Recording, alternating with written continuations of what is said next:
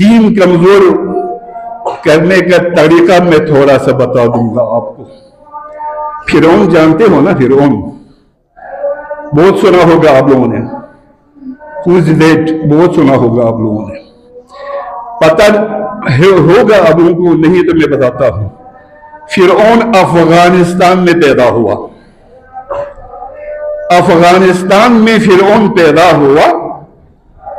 اس کی پیدائش، اس کی خلقت غلط طریقے سے ہوا، خیر اس پر میں کیونکہ ٹائم آ گیا ہے۔ بڑا ہوا، بڑا شوق تھا اس کو دنیا کا سیر سپاٹا کرنے کا، وہ دنیا کی سیر کے لیے چل پڑا۔ چلتے چلتے مصر پہنچا۔ مصر پہنچنے کے بعد وہ تھک ہار کے کسی باغ میں چلا گیا تو ایک شخص پانی دے رہا تھا، انگور منگا، کھایا، اس سے تھوڑا گپ شپ ہوا تو فرعون نے اپنے معیار کا سمجھا اس شخص کو، بولا آپ میرا ساتھی بن سکتا ہے؟ اس نے بھی فرعون کی ذہانت کو بھانپ لیا، جی بالکل میں آپ کا ساتھی بنوں گا۔ کیا نام ہے اس کا؟ حامان۔ حامان فرعون کا وزیر رہا وہ سب سنے، بس اس کے بعد میری اختتام ہے۔ وہ دونوں چل پڑے مصر۔ مصر میں بادشاہ کو درخواست دی ہمیں بھی نوکری دے دے۔ بادشاہ نے کہا کیا لینا چاہتے ہو؟ بادشاہ نے بھی فرعون اور حامان کی ذہانت کو بھانپ لیا، یہ بڑے کام کی چیز ہے۔ اب بادشاہ کو انہوں نے کہا ہمیں قبرستان کا داروغہ بنا دے، قبرستان کا داروغہ بنا دے۔ بڑی خباثت تھی اس کی ذہنیت کا اندازہ۔ 4 سال کے بعد ملک میں وبا آیا، سارے مر گئے، کچھ بچ گئے۔ اب ان سب سے اس نے پیسہ لیا، قبرستان پہ دفن کرنے آئے تو پیسہ لیا ان سب سے۔ بڑا وہ انتہائی امیر کبیر بن گیا فرعون۔ پھر اس نے کیا کیا؟ دسترخوان بچھ لیا۔ بادشاہ سے، وہ لمبی ایک کہانی ہے، بادشاہ سے زیادہ اس کے دروازے بن گئے، بڑا چرچا ہو گیا، اس کی سخاوت کا انتہا ہو گیا۔ اس کے بعد بادشاہ مر گیا۔ پھر کسی نے کہا یار کس کو بادشاہ بنا دے؟ کسی نے کہا یار وہ بڑا مالدار ہے، امیر ہے، بڑا سخی ہے، تو اسی کو ہی بنا لو۔ فرعون کو بادشاہ بنا لیا، وہ بادشاہ بن گیا۔ بادشاہ بننے کے کچھ عرصے بعد فرعون نے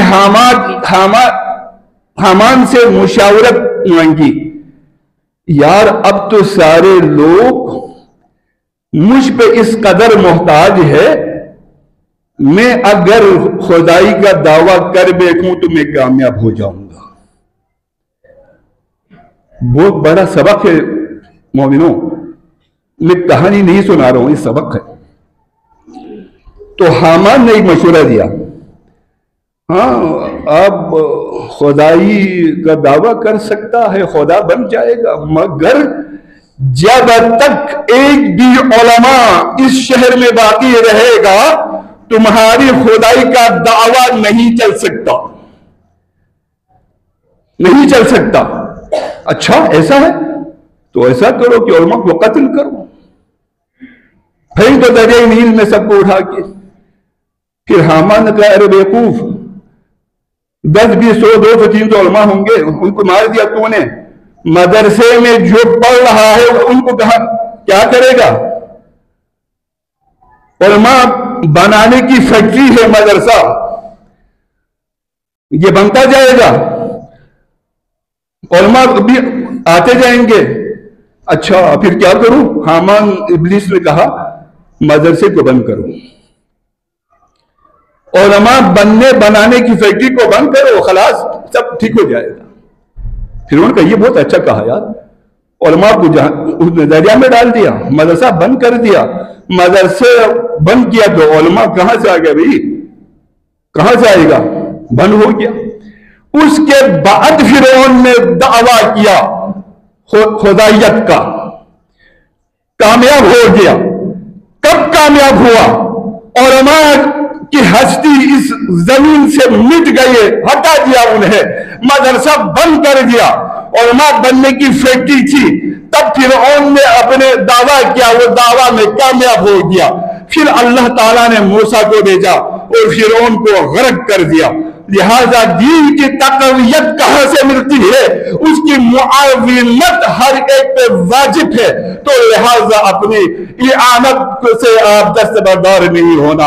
اگر دنیا میں کامیابی چاہتے ہیں، اگر آخرت میں کامیابی چاہتے ہیں، آپ کی کامیابی کا اصل راز یہی ہے کہ دین سامنے رکھے۔ دین کو طاقت کہاں سے آتی ہے، تقویت کس چیز سے ملتی ہے، اس کو پہچاننا چاہیے اور اس کی قدر کرے، تو اللہ تعالی ہم سب کا حامی و ناصر و مددگار ہو۔